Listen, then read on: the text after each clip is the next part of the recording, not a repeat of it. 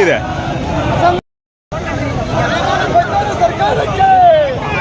BJP ಸರ್ಕಾರ ಬಚಾವ ಸರ್ಕಾರಕ್ಕೆ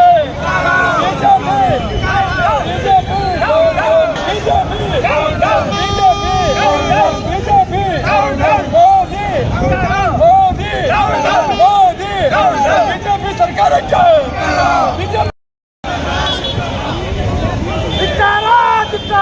ಬಿಜೆಪಿಗೆ ಧಿಕ್ಕಾರ,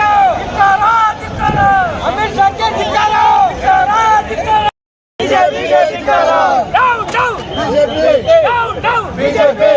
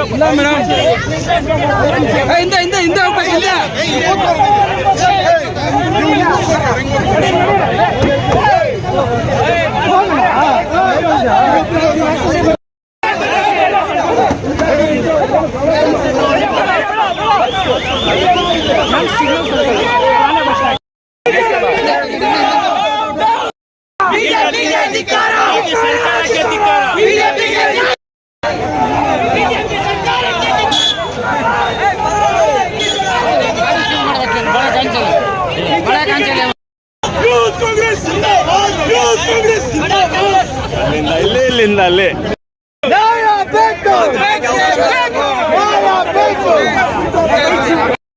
ಸರ್ಕಾರದ ಗೌರವಾನ್ವಿತ ಮುಖ್ಯಮಂತ್ರಿಗಳು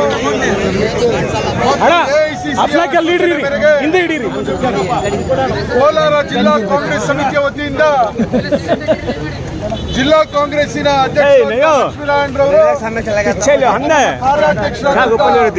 ನಾಕಲ್ ನಾರಾಯಣಸ್ವಾಮಣ್ಣವರು ಮತ್ತು ನಮ್ಮ ಮುಂಚೂಣಿ ಘಟಕಗಳ ಮಹಿಳಾ ಕಾಂಗ್ರೆಸ್ಸಿನ ಅಧ್ಯಕ್ಷರು, ಯುವ ಕಾಂಗ್ರೆಸ್ಸಿನ ಅಧ್ಯಕ್ಷರು ಮತ್ತು ಎಲ್ಲ ವಿಭಾಗಗಳ ಅಧ್ಯಕ್ಷರುಗಳ ಮತ್ತು ವಿಶೇಷವಾಗಿ ಕೋಲಾರ ವಿಧಾನಸಭಾ ಕ್ಷೇತ್ರದ ಎರಡೂ ಬ್ಲಾಕಿನ ಅಧ್ಯಕ್ಷರುಗಳ ನೇತೃತ್ವದಲ್ಲಿ ಏನು ಈ ದಿನ ಕೇಂದ್ರ ಸರ್ಕಾರ